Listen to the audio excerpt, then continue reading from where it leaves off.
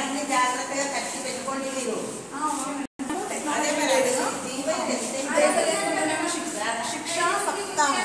శిక్షా సప్తాహంలో మనము technology daily చదువుకుంటున్నాము.